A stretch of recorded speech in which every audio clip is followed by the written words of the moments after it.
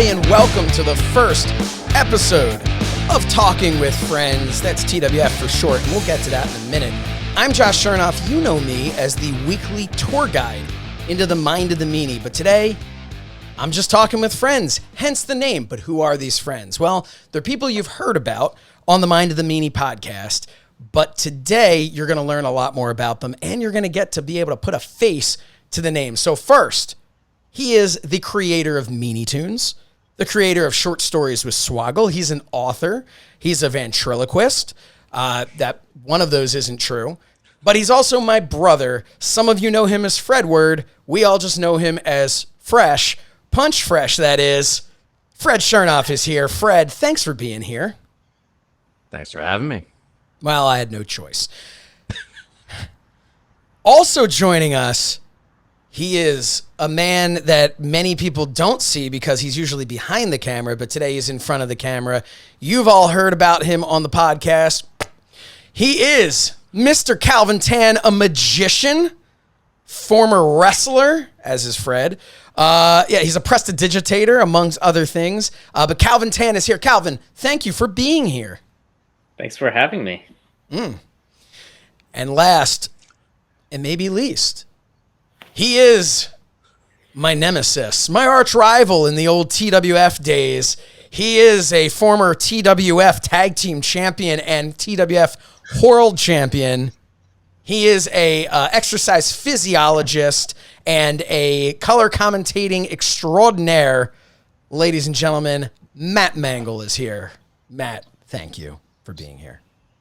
No, thank you, and you're welcome. It's great to be here. So enough of all that stuff. Let's kind of just explain to everybody why they're tuned in, whoever stayed through those introductions. This is a show, like I said, these are my best friends, and this is an opportunity. I always kind of mention them a little bit here, a little bit there on Mind of the Meanie, but this is an opportunity for all of you to just kind of get to see them, get to learn more about them, and get to learn more about me, see me in my element here with this group of guys. We kind of went back and forth on what type of topics we should have or whatever, and then we thought for the first episode, the best thing we could do is just talk about how we all became friends, especially since that is completely intertwined with professional wrestling or non-professional professional wrestling as it is. So guys, we're going to get a little less formal at this point. And do you remember how we all first met? So I guess Fred and I have known each other the longest. We met when you came home from the hospital. Yeah. And I asked you to be sent back, and the rest is history. Yes. I never went back. I never went away. And then Calvin and Matt, you know each other the second longest, right? Yes. Middle school. 6th grade. Yeah. I've known them since 6th grade too. It was just okay. Wasn't as close a friendship. But yeah. Let's talk. You had more of an impact on me. Yeah. I was hoping we could avoid that. Yeah. Let's talk a little bit about that in your early days. Sixth grade English class. 6th grade English class. Matt, would you like to tell this story of some of your earliest interactions with Fred? I might as well go down memory lane. We have this guy right here, right up top here, was sitting next to me in middle school, as you said, Miss Boyd's English class, and we had a quiz or test, whatever it was. Anyway, we were sitting there, and we had to switch papers to grade each other's papers, and then the teacher would go through the answer key, and then we would go through. Now, I was under the impression that we were good as it were, but that soon changed when Fred decided to raise his hand and inform Miss Boyd that she had mistakenly marked a couple answers on my quiz correct, and thus she needed to delete them from my record and increase my wrong answers. To which I turned and gave him a look much like this. And she goes, she uttered the immortal phrase, Matt, with friends like these, you don't need enemies. That's right. And Matt took that So, to say maybe we should just be friends for the next 30 years. Yes. Yeah, but so I remember, and then we'll get to how like we all kind. I remember meeting Calvin at Challenges in the Willow Grove Mall. Anyone who's a fan of the Goldbergs TV show, they go to Challenges a lot. It was an arcade in the Willow Grove Mall in Willow Grove, Pennsylvania. And I remember Calvin there with his Mortal Kombat shirt, and like whenever I'd be there and see it was probably only one time, but I've extrapolated it in my memory to be multiple visits.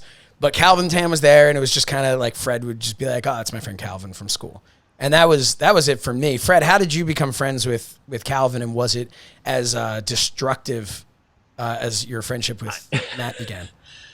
I never had a real opportunity to screw Calvin over. There's still time. I think I want to say we were in homeroom together in 7th grade, I think, or something like that, 7th or 8th grade, and it was definitely like around the time like when everybody who was into like Mortal Kombat, like you mentioned, that we'd be like passing around the video game magazines and talking about that stuff in homeroom, and I think that's kind of back then you needed the magazines to know how to do the moves because we didn't have the internet. Right.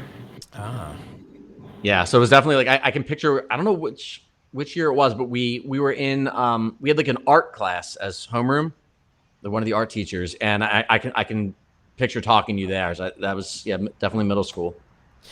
But and now, it was one of those things where it's like we both found out we loved wrestling because at the time nobody liked wrestling. It was not the cool thing. Right. Yeah. What year? Right, what year would this have been?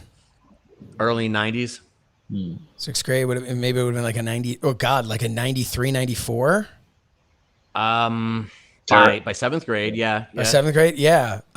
Which, as everybody knows, was like the worst time in art. I should say prior to now. But it was a rough time back then. Nobody was going to school wearing their Duke the Dumpster Drosy shirt. You know, nobody was talking about TL Hopper's classic match. So, all right. So then fast forward a little bit, and this is where wrestling really comes into play. I don't think we talked about Calvin and Matt, how they got. Oh, I didn't think anyone cared. So no, how did you guys meet each other? It actually is important how you guys met each other. Yes, it is. Right. I believe it was. I think it was. First I remember him was in the cafeteria. I met him through a mutual friend. Yeah, it was cafeteria somehow. Did we have mutual friends? The old Sandy Run Middle School cafeteria bringing people together. Oh, that cafeteria. The place where we saw bean burritos fly. We saw chairs get thrown. There was the one time that a gentleman came through the lunch line, and 2 people were waiting outside the exit of the lunch line. He has his tray in hand. I think it was Vince Gravina, actually. Sorry if he's listening. Probably not. But anyway, he's a big fan of Mind of the Meanie. And a big fan, yeah, of course. And the 2 people grabbed his underwear band and pulled, and it ripped over his head. Yet the man maintained the integrity of his tray and walked right to his seat and no-sold. So was that your first experience of a no-sell? Yes. Looking back, that was the first. Can't let them win. Yeah, which really just proves the point that professional wrestling is middle school. That's the behind the scenes of pro wrestling is like middle school. Sure. But yeah, so you guys became friends, and someone did take a chair shot that Matt and I witnessed in the cafeteria, and it wasn't a folding chair. It was one of those chairs. One of the old fixed. Yeah. Clay. Yep. Made it clay or whatever. Oh man. I think it was a gentleman named Brian. Yep. A different Brian. Different than what Brian? Oh, then Meanie Brian. Okay. Yeah, I don't think anyone's concerned that we went to school with Meanie. Meanie's significally older than all of us. He was a grown man. Yeah. He was a grown man. He was about 53 at that time. But anyway, he's sitting there right now going, "You don't fucking know me like that." Of course not. Anyway, so what we're gonna do is Brian, he's totally quiet, always quiet, you might hear a couple chirps or a grunt out of him every so often. Nice kid. And all of a sudden, someone just pushed him too far. And I would say from about 20 yards out, end over end, there goes one of these hard clay chairs. Yep. Makes contact with the person's head. And in shock, they were selling it. They tried to no sell it, but they were selling it. The old stagger. They're like trying to get up. And... Yeah, Brian. Yeah, Brian gets up and he gives them the, like the Hogan. Yeah. It was great. It was one of those moments where like all the conversation just died out and everybody turns to see what's going on, and he is, wow. Yes. So exactly. You and Calvin, Matt, you guys wrestled on like trampolines and backyard stuff and just kind of wrestled around. Calvin was I actually did not take part in the backyard wrestling. I did. You were there, right? Wrestling. Weren't you there when some of these things happen? I never got on a trampoline. Okay. Well, that was my infamous opponent that never showed up, Sharky. Oh, we'll get to that. He got power bombed, and a couple springs were left off of that trampoline. Yeah. So Calvin was an actual amateur wrestler, captain of his team. I guess some might say. You know how I got into on wrestling? This side. What? You know how I got into wrestling? It was I was getting the WWF magazine, and I think someone wrote in to ask Bret Hart. They wanted to become a professional wrestler, and if Bret Hart had any advice, and Bret Hart said, "You should start by joining your school's wrestling team, get into amateur wrestling." So I'm like, oh, I would love to be a pro wrestler one day. So let me go join the wrestling team. That's awesome. So you Matt credit all that to that editor that posed as Bret Hart. Yeah. Vince Russo. Vince Russo's responsible for your... So Matt Mangle left us for a minute. He's back now. I apologize. That's fine. I'll just remind you that this is a video show. I know. No, just so you know. Just so you'll be outed for whatever you do. Just work it a little more as you're walking out. Yeah, next time you're walking, hate to see you go, but we love to watch you leave, Matt. So let's talk a little bit. Take a bump before I head out. Yeah. Okay, let's talk a little bit about how we all became friends. So the show is called Talking with Friends, which was actually a name Mangle came up with because it, A, is exactly what's happening, and B, the acronym for that is TWF. And TWF has been... That is the glue the base of our friendship was TWF. Yes. TWF has gone through different stages. As you can see behind me, I have the TWF belt that I always have. And on Mind of the Meanie, I've talked before about what that is. And that was the Teenage Wrestling Foundation Championship belt. So I was 15 years old and decided that I wanted to be a professional wrestler. Sure. And I was 15. It was enough already. I was finished waiting. And we had gone.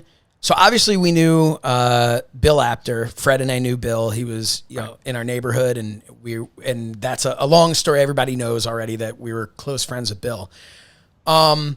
Through the WWF magazine, we saw a thing just like Calvin Tan. WWF magazine's responsible for all these things.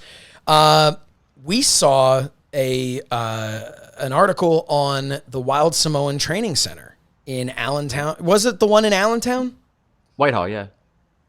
Excuse me, not all of us lived up in Allentown.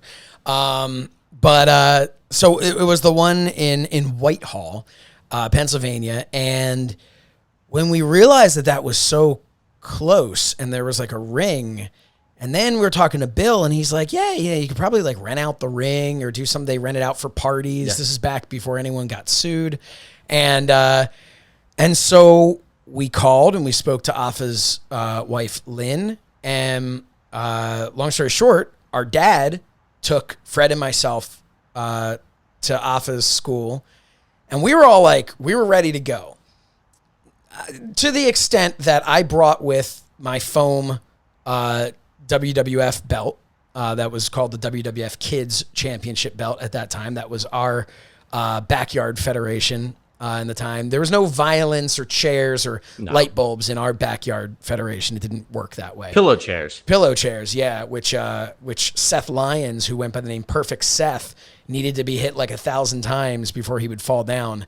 I'd say, how would that work out for him now? But he's like a high belt in Krav Maga, so you know. Is it really? Yeah, so we'll back off on Sethy Poo 1. That was his AOL screen name. Anyway, so we went there. We were both wearing jeans and t-shirts. And so we were really ready to show our stuff. Afa wasn't there, but we went in the ring. We got into the ring and it was like, all right, have some fun. And it was at that moment that Fred and I were like, oh, we don't know how to do this. And just, Fred, what are your memories of that? The ring was small and really, really hard. Mm-hmm. And we didn't know how to bump, so we weren't going to do anything like that. We just kind of played around a little bit and tried different things and worked like random matches and usually Josh had to win when we would wrestle unless we had enough time to get multiple matches in. Then he would lose, but only if he got his win back in the follow-ups. He always had to come out ahead in some way. Yeah, I mean, you suggest that I lose, I just stroke my Fu Manchu.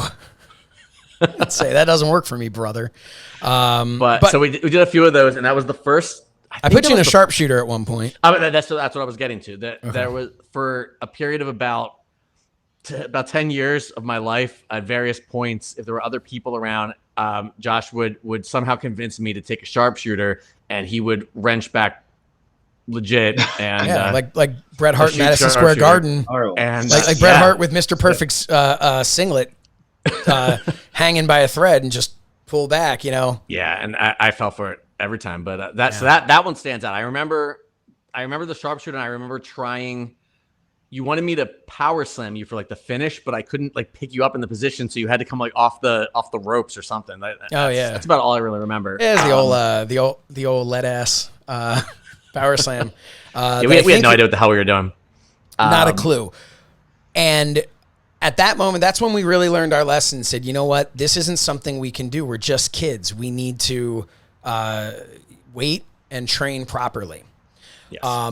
That's not at all what happened. So we walked away from that going, I mean, we're pretty much ready to main event our own promotion. And I knew very quickly like that this was not going to work for me very well. Like it was a lot.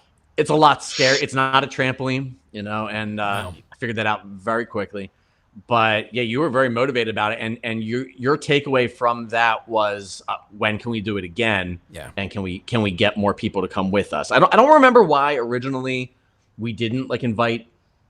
You know, like Seth or like I don't know whoever, but like I don't know if we invited anybody, but whatever it was just us. And then the next time, I think it was just again. Yeah, I think it was like kind of testing the waters a little bit. But right. So what happened was we basically were like, okay, we want to have a bunch of people, and I believe we called Lynn again, Afa's wife, and she had suggested, well, why don't you go up and rent out the space, and why don't you go up to Hazleton. She said it's a much bigger ring. It's a much bigger venue there, much better suited for us to come with a bunch of people. So that brings us to the start of the TWF. The event was called the 8th Day. And the reason it was called the 8th Day was because it was like on the 7th day, you know, God did this. On the 8th day, the TWF was a wrestling event. It made no sense. It was, I think I was going for something like Genesis or like, you know, something like the beginning of something. Yeah. Right. But it whatever. So, but at this point, it was called the TWF, and that kind of came from, we had always had, I took our backyard federation, the WWF kids, very seriously. More seriously than anyone else, and more seriously than I should have. But I took it very seriously. And I realized for us to reach that next stage of this company, that we needed to change the name. So I went back and forth over like Drescher Wrestling Federation and like, cause we lived in Drescher, Pennsylvania. different things like that. And then I finally settled. I said, you know what? We could be, and like I got this, because in the back of my mind, I kept knowing that there was no way this could be anything. We're not professional wrestlers. So eventually I realized it's like, no, we're not professional wrestlers, but we could be like the little league of pro wrestling, because there's no little league. There's no pee-wee football for pro wrestling. And I thought, why not? There's real sports have, elementary school age kids doing it, and theater programs for as low as elementary school and below. So my thought was like, well, pro wrestling is basically sports and theater combined. It didn't make any sense to me why pro wrestling couldn't have a little league. So I realized, hey, we're teenagers, and I love the Hart Foundation, so we're not going to be the Federation because it was the WWF, and we didn't want to confuse the marketplace. So we became the Teenage Wrestling Foundation, TWF, and that was really the start. And that brings it to, I had a conversation on a bus with John Brody and my friend from school, and that's when we came up with his great character, Avram Baruch, where he was a Hasidic Jew using his actual Hebrew name, and he had payas and everything. I mean, he didn't really. They were working payas. But we came up with all that, and I had him, and I had Hillbilly Noah as my buddy Noah Lichtenberg, who doesn't want to be presented in a negative way. But Noah we called him Hillbilly Noah, and that was it. And I still had my group called the Wolfpack, which I'd like to say was a coincidence, but was just completely stolen from the Wolfpack. Something I would do many, many times in my career. So from there, I said to Fred, we need more people. And that's kind of where Calvin initially comes in. And then we can kind of skip over that show because I don't know that anyone cares. Yeah. Well, I wanted to jump back real quick. The Wolfpack thing made me think of it. You talk about we went and we were wearing just like basically street clothes and wearing jeans. The irony of that is that you had a lot of outfits, a lot of gear that you had never really worn for any real purpose. Is Scott Steiner about to enter your garage? Yeah. We had in the basement, we had wasn't it like a Phillies locker or something like that? Yeah. And it was filled with just you would use fabric paint and design gear for yourself. I cut up my gear. I'd cut up jeans. I do whatever I could, whatever I could come up with. So you always had fully accessorized, but but not that one time in Allentown. But no, because I was a little embarrassed. I think I was embarrassed to show up in my gear with the puffy paint.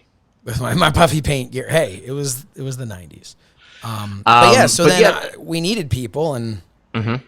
And I talked to Calvin that we were in. God, it was our senior year. We were in social studies class, I think, and I think it was government econ that year. And I remember talking about it, and I was like, if you have anybody you think might be interested in coming along, and Calvin at that point, I think we'd hung out one time you'd come over to play some music in my basement. But we've been friends for years, but we never hung out outside of school. So invited him to my bar mitzvah, he didn't come. Yeah, but time? Oh, of course not. But I was surprised. I didn't know I didn't know if he'd be up for it. But Calvin was really excited, and he said he could think of a few people who might want to do it. So take it from there. So Calvin Tan, we're going to skip over some things because you can find actually on Fight TV. There's a 20-year retrospective of Beyond the Grave with myself, Noah Sokoloff, and Calvin Tan, where we kind of talked about when I first came to Calvin and asked, about being a part of it and everything. So definitely check that out. Again, it's on Fight TV. It's called something, called Beyond the Grave 20 years later or something like that. But so Calvin showed up to that to kind of just skip through to bring where Mangle wasn't there at Hazleton. But Calvin, I remember a couple of things when you came there. So you were there with Rod and Noah, and Noah was driving No one Hazleton, driving really fast, eating a hoagie. And then you got there. Tell us a little bit about the spider in the WXW locker room. Or bathroom, rather. I mean, so we get there, and I guess we got there late because you guys were already in the ring. Yes. So we're like, all right, go get changed. So I'm like, all right. And I guess I just didn't think that it would be a locker room. I'm like, oh, okay, I guess I'll just change in the bathroom. So I go in there, and it was the grimiest bathroom ever. It had like going to like a layer of grime over everything. And so I'm changing in there, and I look over, and there's this giant spider, like on a spider web, attached to the toilet bowl. And I'm like, oh man, like I didn't want to touch anything. I was just like, I changed real quick and I got out of there. And then later I found out there was a locker room I could have changed in. Yeah. So we were there, so we had some fun. One of the big things that I know Jacob Fatu from MLW, the MLW World Champion, has been pushing heavily for is a rematch with this. But oh man, but Lance, does Lance just go by Lance on Hawaii or? I'm not sure. He had a gimmick name for a while, years ago. Samoan Thunder, I thought, right? Yeah, that's it. Yeah, but so one of the Samoans, so he was there. I guess was he Samu's son or what was the? I think so. I don't remember, but so. he was like 6 years old or something. Yeah, and he came into the ring and just beat the crap out of all of us, which was great. Yeah, yeah. You didn't have to know how to sell when he was in there. Yeah. Oh man, it's the Samoan. Yeah, 7. He was throwing some. So Afa's there. We met Afa. He comes by, and I remember we're in the ring, and he's like, "You have any questions?" And I was like, "Yeah. How do we bump?" And he's like, "What did he say? Something like, oh, you got to pay for that, or you got to like." I think was it bumping or running the ropes? I remember that you asked him how to run the ropes. And maybe it was running the ropes. Yeah, I probably didn't. I didn't bump. But he said, "Yeah, you got to pay for the class." Yeah, you got to pay for the class, which I did years later. But that's a story for another time. So, fast forward from this event, we had a lot of fun. We stayed for the WXW show afterwards, where someone in the balcony threw their underwear. We did. I mean, this is when the little Samoan beat us all up. That was like a battle royal we did with a lot of the WXW wrestlers who, like when you look at it now that we were just a bunch of like scrawny kids who had no business being in there, they were all really cool. Oh, they were super cool. Nobody like took liberties. Yeah, that's a good point. You look back on it and you easily could tell a story like, yeah, these kids were in here, so we're going to go in and rough them up a bit and teach them about the business. They went in. They were watching our matches and like giving running commentary. Yeah, there's like, when I used a spork, they were excited about that. When I hit the elbow on a doily or whatever, I don't know what was going on. But so anyway, so we decided from there that we were going to really make a run for this thing. We're gonna do our own show now. We had the WXW people in the audience. It's time to do our own show. So what kind of happened through that was in between Hazleton, which was January 30th, 1999, and June 18th, 1999, which was TWF Armageddon, which was our first actual show where people paid money to come and see us. Money well spent. And we had that name before WWF had that name. We did have that name before WWF did. Right. I also went by the name of Rocky the Rock Styles, which I had before Dwayne Johnson. After Don Morocco and a million other rocks, but still. Were you before AJ Styles was using that name? I guess, yeah. Yeah, I was before that. My Styles came from the Teen Wolf movie, and Rocky came from Rocky Balboa. Little fun fact. But so then it's time.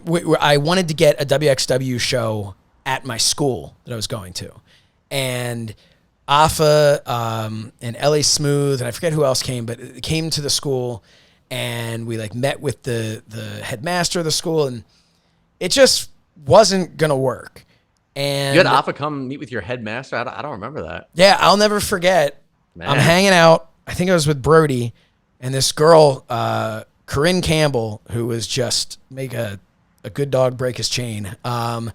She was a little bit older than me. And she comes, I had such a crush on her, but she comes running out. She's like, there are big wrestlers here to see you. And I'm like, what? Like, what is, like, and it was very, where I went to school, like, sometimes it felt very much like television where you never really see them in class.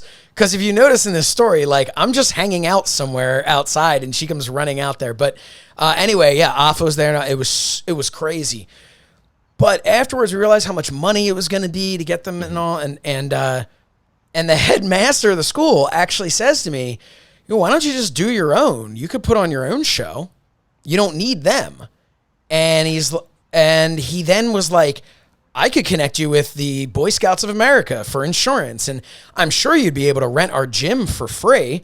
And I was like, really looking back on this, that guy, both crazy, but also responsible for, like, without him, I don't know that I'd even be here today doing this. So, or any of the other things that I'm doing. This is obviously number one now. But is anybody still watching? So we from there, we decided to do our own thing. We got the insurance. We rented a ring from Jim Kettner, and that is when, come April of 1999, was when we all got together at Fred and my grandfather's real estate office, an office where we would one day go to work. But at the time, we borrowed the conference room on a Saturday afternoon. And that was the first time I met Matt Mangle. Calvin brought, you brought Mangle, and you brought Dorian Porter, and I had Brody, and Sokoloff. Fred, you were there. Sokoloff was Noah Sokoloff, Andrew Sagan, JR was not there yet. No. JR didn't make an appearance until Armageddon because he was a DJ and he ran the, so he did the music for us. We had a few. I mean, right away, and this is a running theme, but that people just would no show or things would come up. But even from the first meeting, there were like 2 or 3 people who were supposed to attend who did not. Yeah. So, and I mean, that's something that followed us all through our time involved in wrestling until now. This, I think, is the first TWF event we've ever done that everybody showed up to. So that's good. Just as many fans too. So we ended up, we all got together. And I remember, like, for me being a 15-year-old kid who was probably at the time like 5'6", and then you've got Matt, who at that point, I guess you would have just turned 18, and you were like, it was crazy. Like, you walked in and I'm like, because I already knew Sokoloff, so it was what it was, but you were actually, like, no offense to him, but you were actually in shape. Like, Noah was like 6'4" or whatever, but you were like actually in shape. And I was just like, my first thought was, I'm not going to work them. I don't, I'm not going to work him or Dorian. These guys will kill me. So I was like, who can I put them against? I think Dorian was he was on the track team, so he was in shape too. Yeah, he was pretty lean. Sure. But so then we all got together, if you remember, and this was like when we sat down. We're like, all right, what's everyone's gimmick? What is our look going to be? What's all that stuff? Yeah, we had printouts of like how to figure out like who your character is and all that stuff, and then like a stack of papers of wrestling moves, and like, which I still have somewhere. I found some of these moves and see. What move? Like. What move do you want? Oh, I'll do the pile driver. That seems safe. But I remember. I actually remember it perfectly. Fred and I having the conversation about Mangle, because I think Calvin, you may have told Fred what they wanted their names to be, and. Now, Fred, you had kind of you had wrestled Dorian through the internet, right? Oh, Calvin also, yeah. And Calvin, we'd done like e-wrestling, which is a very 90s thing, where there was a computer simulator program that would run matches, and so like people would just like cut promos, like you typed your promo up, and then they would put it all together. Like someone who ran the thing would simulate the event. And they'd put the promos in, they would have commentary, and they'd tell you, and you'd wait and see and hope that you'd win. And it didn't usually go well for me. And one time Calvin had his character run in, like wrapped with barbed wire or something like that. Taz machine, I believe.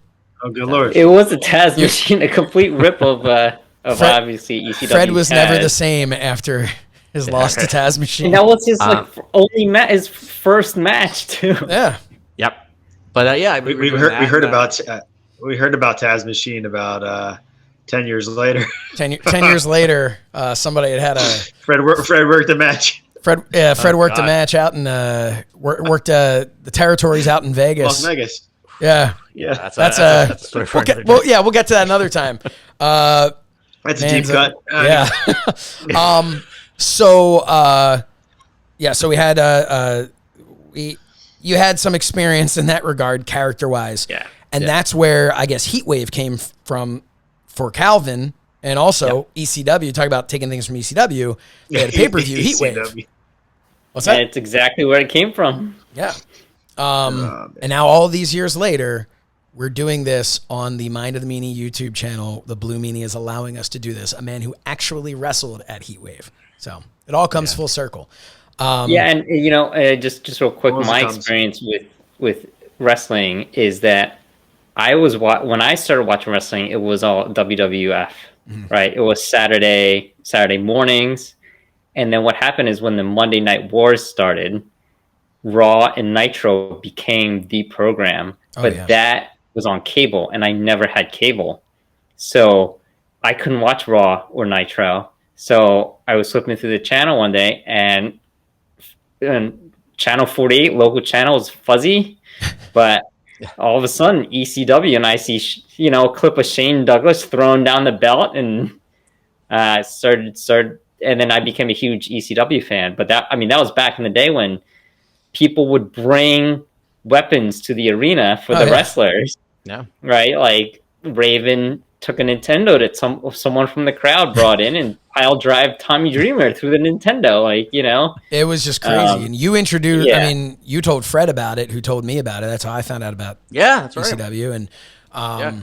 And, we had so much pride, being like Philly people. There's so much pride in ECW that it was, because it was the thing, especially it ties into what you're saying about like when we were in middle school and how no one watched wrestling and all. By the time we were in high school, and wrestling was becoming cool anyway, but ECW was the thing that you could show someone who wasn't a wrestling fan and they would be like, whoa, that's actually, that's pretty crazy.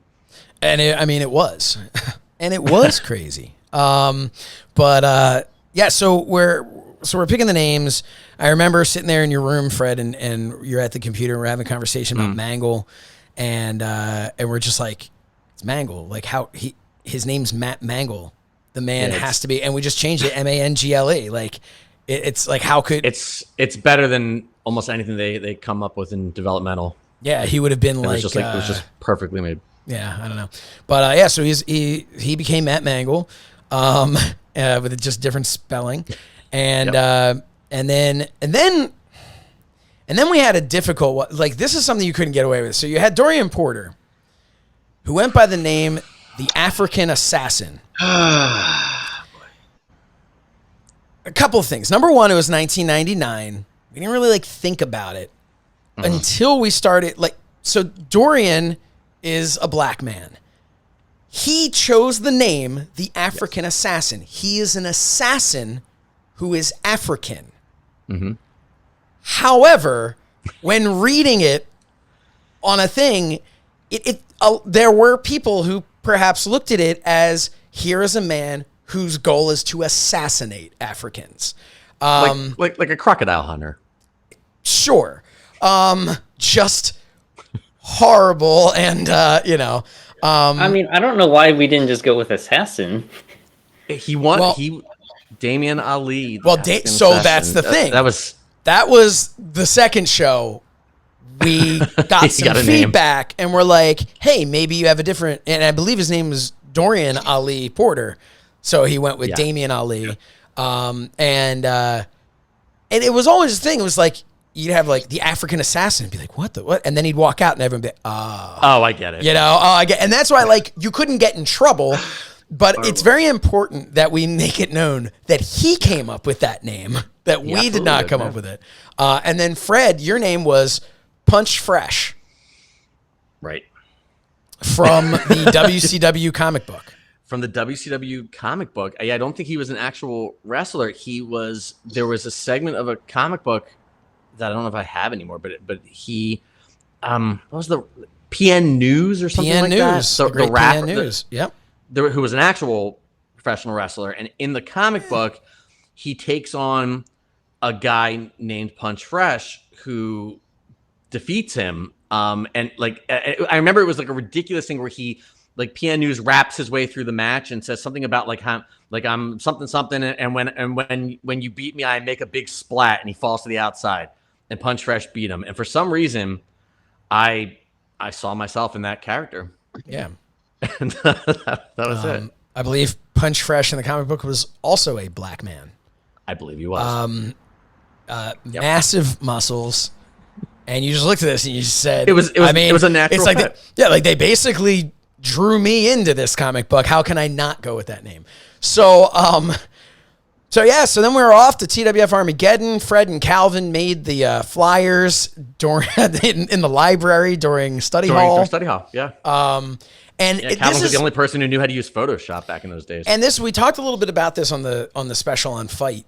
Like we back then, like this black and white printed out little like tear off poster blew my mind. Like I'm like, we're legit. This is so cool. But so we get to Armageddon, and at this point, I think we should maybe shift the show for the last little bit. We can talk about Armageddon, a little bit or another time, but like, I don't want to just take everyone through the whole history of the TWF exactly, because I don't know that anyone cares. And I don't know that, 40 minutes in, they're still even here watching this. So, I mean, really, I just kind of want to talk about our love for it back then, like the excitement about it. Because the show itself, I mean, we had people no show. Mangle ended up wrestling Dorian, and he wasn't supposed to. Dorian wasn't even supposed to wrestle. And then he got heat with his mom. His mom. His mom was ready to she was not happy. Yet she still videoed it, and which was great because we had an alternate camera angle. Yeah, she just wanted proof so she could whoop him later. Look what you did. Yep, just whoop him with the VCR. But Mangle, just like for you, what was that like for like Armageddon, just to be able to finally like get into a ring, and you're a big wrestling fan, and it was cool. Up to that point, I literally never been inside of a ring before. So that was interesting. It's not as soft as you thought it was going to be. But I was expecting to wrestle somebody who I had wrestled before in the aforementioned trampoline stuff. They no-showed. I was also playing, it was summer. I was playing Legion baseball.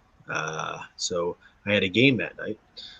So I had to, come up with something peculiar occurrence. So you were more committed to the TWF than Sid was to any promotion he was working during softball season. Didn't he shit his pants wrestling the Undertaker? Yeah, or is that somebody else? Anyway, so it was cool getting in there. Dorian didn't want to talk about the match prior to, so we got in there, and just about what you would expect that would end up like it was. I don't think anybody took a bump. We actually had the same outfit, with the exception of the color difference with our. No. Okay. Oh, the color difference of the beater. Yeah. You were wearing a white wife beater tank top. White. A he white. was wearing red. And he was wearing red. Yes, which also matched the ring, which I know pleases you, Josh. But anyway, so we're in there. I think we worked about a 47-minute match. I think we did about 3 things, a couple punches. I think we tried a spear at the same time, which worked out very well. That's right. Yes, it was terrible. So to save the day from the shit show that it was, Calvin comes down to the ring with 2 tag belts and tells us basically, take these, stop wrestling, come to the back. The ECWA we did. tag belts. So we did. Jim Kettner gave us to use. So not only am I the only TWF tag team former tag team and world champion, but ECWA world tag team champion. So that's fine. In the way that Ric Flair You have to get me a was replica belt. WWF tag champion because he held up, when they were blurring it out. Exactly. So my first match was actually in the ring there that night was with Calvin Tan, where Calvin did like some springboard stuff, and it actually was fairly good for how horrible it was, the match, It was. And then I think we ended it. That was another thing. I picked you up. You were supposed to get hit by somebody who I think no-showed or whatever it was. I don't know. It was a cluster, but it was fun. Yeah, I think I did a good job selling for you. Oh yeah, absolutely. I did the job. Was that part of the what did we call it? The Internet pre-show invasion. thing? Internet invasion. Yeah. I just want to say, without going into the whole card and all, but we just to show the chutzpah that we had in trying to do this, that we came up with an idea that we were going to have a show. I guess the goal was eventually to in order to sell the tape of Armageddon, I guess. So we were going to give away. There's a huge market for it. We were going to give away the opening couple matches, which set up a lot of the matches on the main card on this internet invasion thing. In 1999, we thought we were going to broadcast a show on the internet. I don't know how we thought we were going to do this, or even to digitize the footage. In 2021, it still blows my mind that we're able to somehow get this on the internet. It was a ballsy idea. It was Fred's idea. I think yeah, you're ahead of your time. We both had a lot of big ideas, and I think everybody was just so excited by what we were doing and being part of this thing, and that as fans of the business, that we could actually get in the ring and perform in front of a crowd, that we were just spitballing ideas, and it was like an what do you call it, like an echo chamber, where everybody was like, oh yeah, that's great, and nobody stopped to think if any of this made any sense at all. It didn't, and that's the thing. It didn't matter because we had so much excitement, so much energy, and it was when we finally started. Some of us started wearing gear. I actually wore a singlet that was tie-dyed singlet with this logo on it, which is what this shirt represents, and then of course mine had the meanie. But yeah, I mean, it's crazy to look at almost 22 years later. We had a lot of fun, and that was really, I don't know that this episode appeals to anyone other than just to learn a little bit about us, but that was really the start of this group friendship that we have. Obviously everyone there was connections individually, but this group of us, that was the start almost 22 years ago. Well, if you think about it, right? Like today you have the internet and you have social media where you can meet and interact with people, right? That have the same likes as you, right? Whatever hobby or whatever you're into. Like for us, we didn't have that. Right. We just happened to just through school find out that we all loved wrestling, and then it became this thing, and then we got together and we talked about it, and then we kind of just made it up as we went along. And I think the key thing is that we couldn't really look anything up either. No, I mean, Fred found that, the Jericho armbar list pretty much of wrestling moves.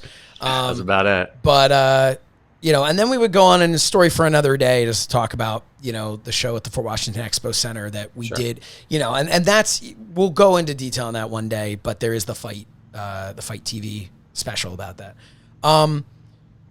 But in general, one thing that I would say is 22 years later, for all of us to still be, this close, it shows what wrestling can do. And, I think I speak for all of us when I say the only reason we can't really confirm or deny whether or not some wrestling is bad today is because it's so bad we won't even watch it.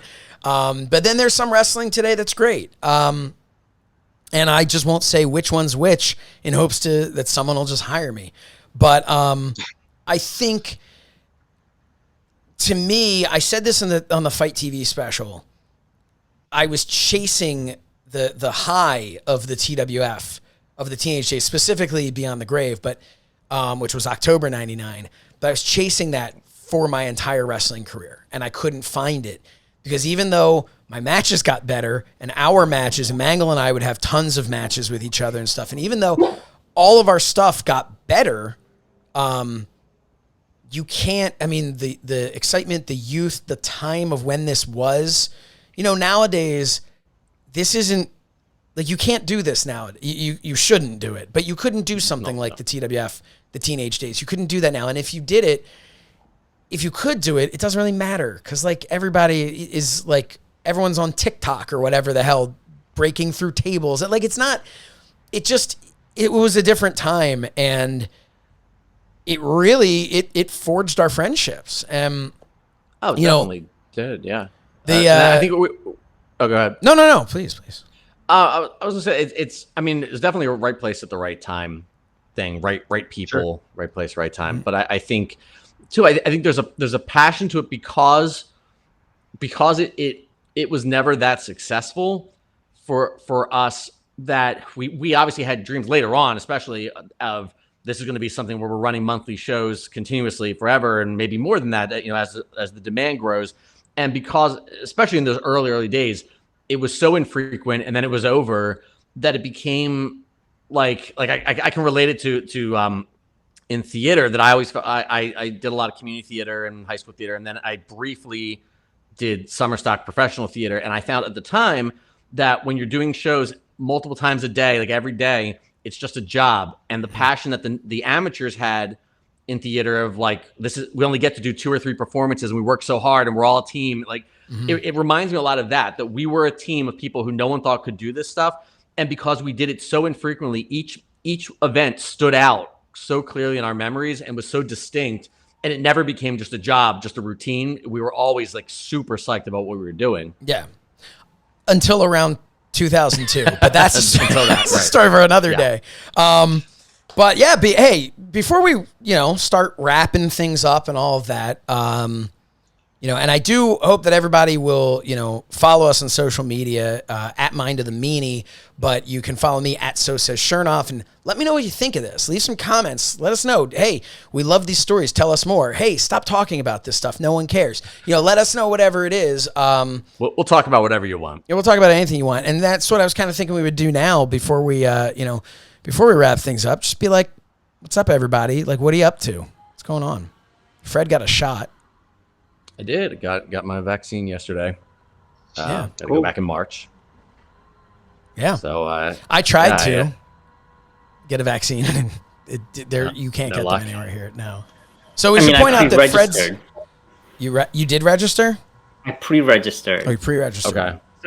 So obviously, when they get to wherever I'm supposed to be, they'll let me know, which is not going to be anytime soon. No. Sometime this year. Yeah. Oh yeah. Eventually. We're entering WrestleMania season now. We are. I just heard today that Snickers was going to be that they were going to be sponsoring both WrestleMania and the main event.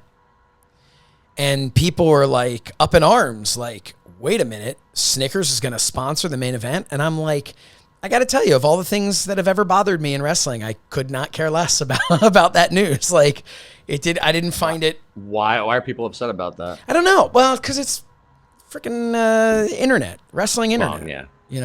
Like they just. I mean, if you look at things like a lot of these businesses need sponsorships to fill out, the revenue coming in. Like if you watch hockey, like it's the first time that NHL has allowed ads on hockey players' helmets.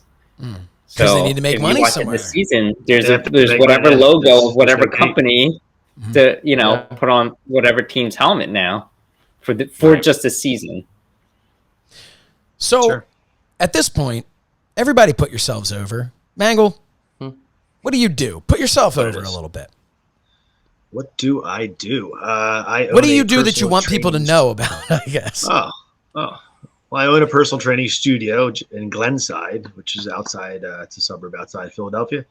I've been doing that. I've owned that business for about almost 8.5 years.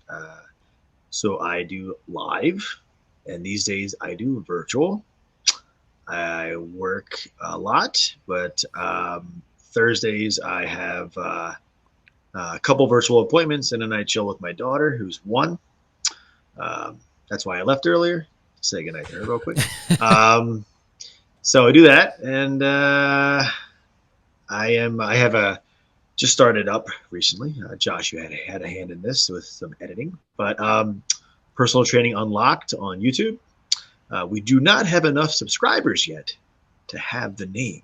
We're going to change after that. the slash. We are going to change that. You just have to search for it. But Personal Training Unlocked. Also, ptunlocked@gmail.com. If anybody has any fitness questions, that's what I'm here for. So Pod Squad, more than happy. Yeah.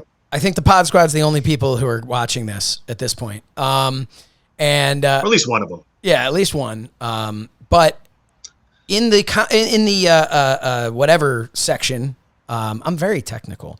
In the whatever section the below gimmick this, section. The gimmick section. Yeah, there we go. In the gimmick section, we're gonna have a link to your YouTube page. I appreciate that. And let's see what we can't do about getting him 100 subscribers. Sure. That would be fantastic. Because then he'll be able to get that. He'll be able to get that name. So let's do that. Come on. If I subscribe, does that make up for 6th grade? Ooh. If you throw in that PA title. Oh, we should note Fred was a former Pennsylvania champion. I'm joking. Yeah. He doesn't have it anymore. Pays. I have it. Oh, you do it? Yeah. Oh, I have funny it. that. I gave it to him, and he left it at my house. He didn't want it. Yeah. You know. We'll be good, Fred. And then if he sends you the title in the mail, then I'll we'll be good. Wait a minute. So I have to send, just to be clear, Matt, you and I live about 20 minutes from each other. Fred's in Florida. Yep. So I should send him the belt for him to send to you. He just wants me to have to pay the extra postage to there you go. ship it up. No, send him the belt. I don't want it. He should have it. It's the least I could do. So Fred's wearing a fresh shirt right now from when he turned heel and joined the IOV, which was the Innovators of Violence. That was that was led by Calvin Tan, and you had Mangle and Porter in there. And Fred joined them, and he became fresh. And we'll talk about that one day. But what I wanted to point out was the airbrush shirt you were wearing, because that was a big thing that we didn't touch on, was that we all had airbrushed gear eventually. Right. Eventually, Mangle would end up getting an IOV shirt, and it would end up getting, the beater that had that on there. And still have it. And all these years later, I still go to. It's not the exact same artist. This artist worked for the company and then went off on her own, but it's the same basically person who does my ties now as the person who. It was all that same. Originally, it was C. Harris Designs, and then then she broke off from them, and that was it. That's I still get my ties airbrushed, and all of that came from the TWF. But yeah, Calvin, put yourself over, man. What are you doing these days? Because it's very rare, except for when you and I are getting together with Joseph Santalaquita. It's the only time you're behind the camera. I kind of do anything that I like. So I kind of get into different things, and then I kind of just do them. So I do digital marketing professionally. I'm a magician, so I'll take gigs every now and then. You don't want gigs. Man gigs himself. I'm into photography. So I'll travel places and take a lot of landscape photography. You can tell because he's got the best bukkake on his camera right now. Bokeh.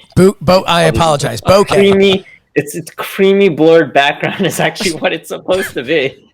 A creamy blurred background called that's what bokeh, not bukkake. Supposed to be. That is that's a creamy something else. Guy.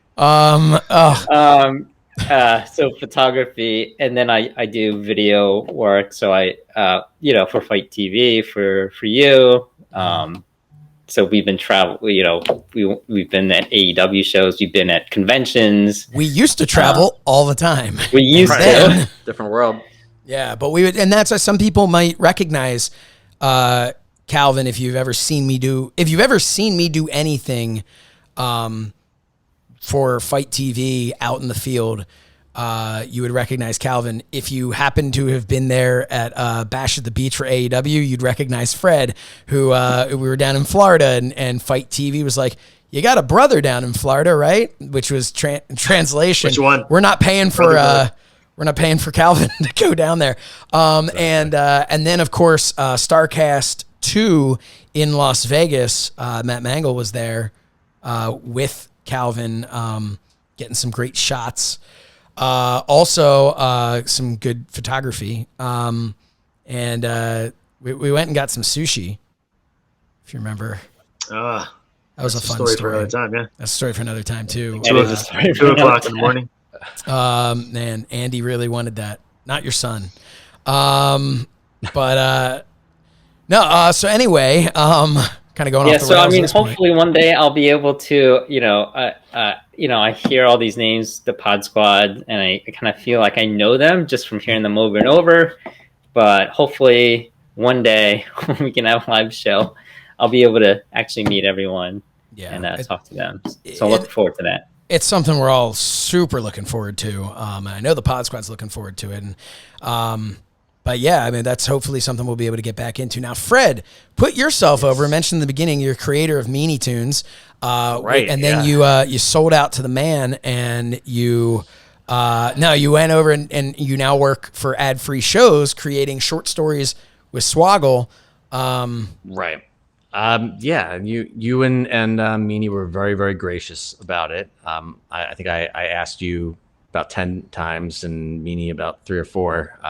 If you were sure that this was going to be okay for me to. Well, we thought about it. We thought the only thing that would be fair to do if we told you couldn't do that would be to pay you to do our stuff, and we weren't about to do that.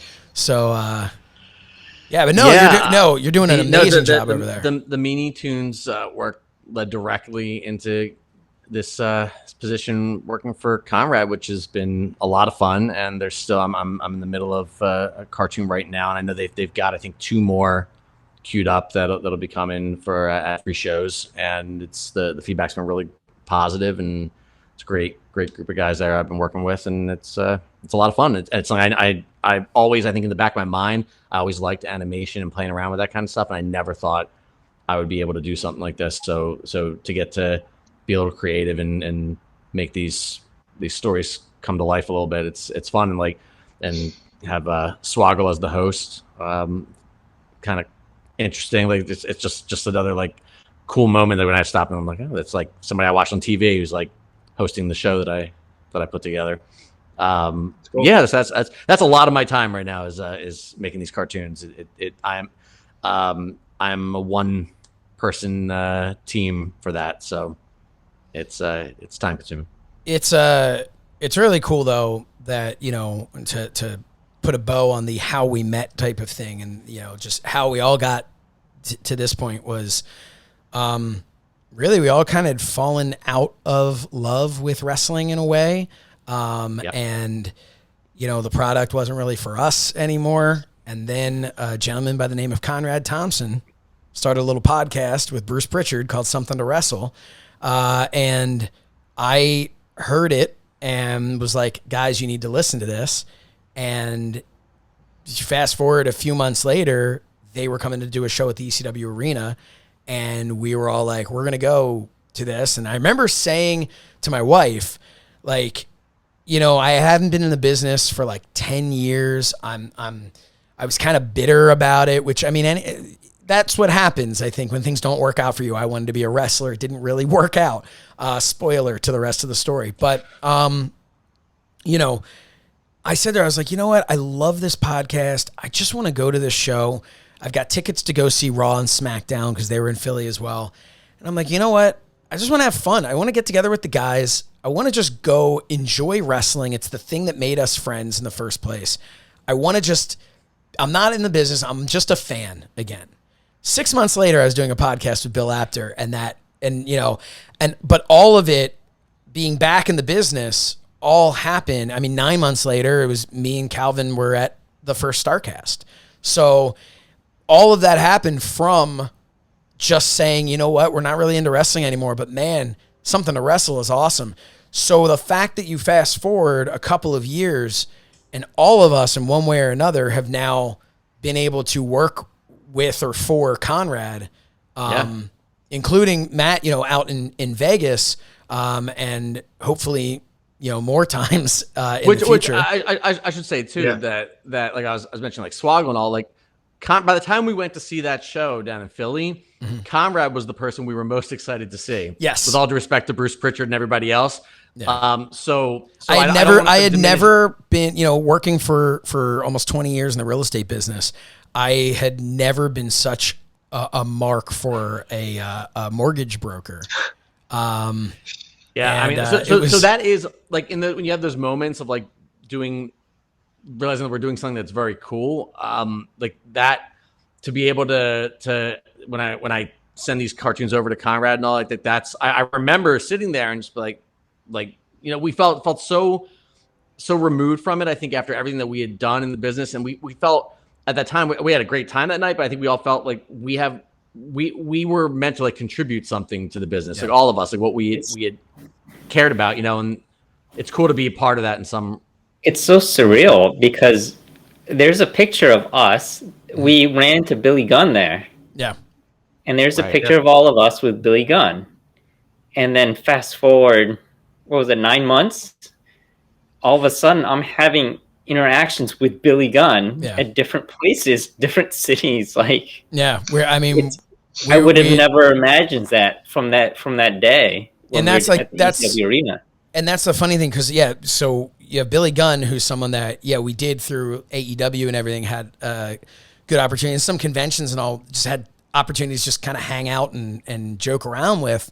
But there was also that night up in I remember them pointing out up in the in the rafters was the blue meanie, and we're all looking up, we're like, that's cool, the blue meanie. And and now the fact that we're able to do this because this show here, because of the fact that I do a show with Meanie, and thank you, Meanie. Yeah, thank you, Meanie.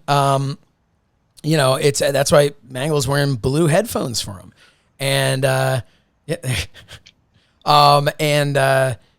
also I remember Joel Gertner was there introducing them and stuff, and now I get to do the show with Meanie and Gertner, so it's everything really has kind of come full circle, and I think that's I hope the takeaway for everybody here who's watching this is that the TWF story, and that's why this is called TWF, Talking with Friends.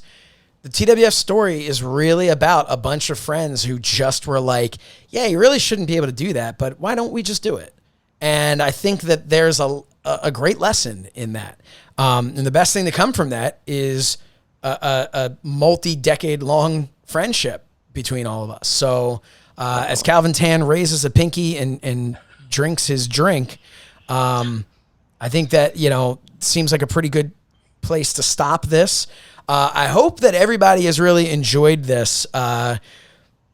It was really, this first episode was going to be much more of a kind of like a autobiography type thing. We're all going to talk. Yeah, kind of a backstory to let you know who we are. And I think in the future, we'll be able to do some of these where we just kind of shoot the shit a bit and talk about whatever we want to talk about.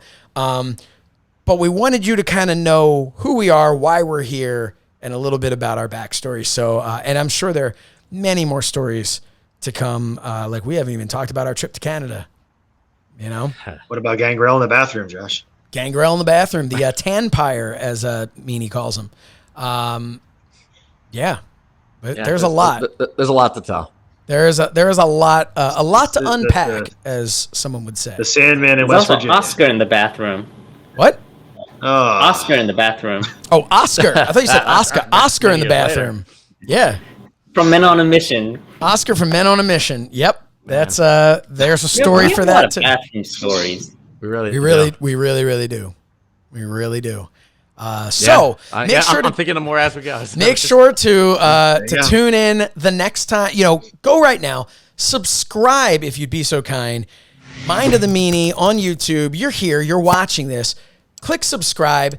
Hit that little bell because that will let you know when we come back with this. Because who knows? Is it going to be next week? Is it going to be next month? It'll be next year. Will there be a high demand? Will there be a high demand that we never do this again? We don't know. So make sure you subscribe right now. Follow us on social media. I'm pretty active on there at So Says Shernoff. Of course, Mind of the Meanie is at Mind of the Meanie. Fred is at Frederick Shernoff, trying to really get a little bit more active on there. And then I do. I comment on things. I like things, and I'm trying to interact. A lot of your subscribers have been really good about following me, and I don't post a lot, but I'm trying to be better about it. Yeah, I mean, some would say you're being better as a human being by not posting a lot on social media. Sure. But and then there's Calvin Tan at Underground Magi. I think he logged in back in 2013 at one time. Yeah, I don't really have much to say on Twitter, so I'd rather have you follow me on Instagram because I like to post pictures there. Is that at Underground Magi? No, that's at Calvin Tan Magic. Well, I'm glad you told me now so that we can change the lower thirds before this airs. I mean, you can follow me on Twitter, but I'm just not going to say anything on there. Yeah. And then there's Matt Mangle. Matt Mangle, you're pretty active on Twitter. You're at Mangle Strength? At Mangle Strength. We got to get on that better, but we're working on that. I'm going to follow you right now. It's all a work, Josh. It's all a work, Josh. It's all a work. All work. It's all a work. Well, that's all we have. That's all we've got for you.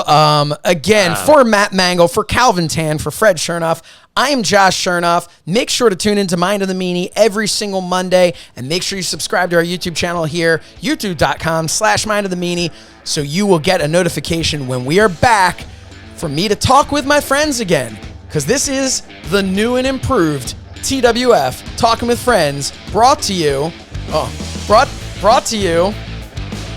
by Donnie. Hey, stop it there. Oh, the Donnie here. I'm gonna Donnie to Mangle real quick. Here we go. It's not working. Yeah. Brought to you by Mind of the Meanie. We'll see you next time.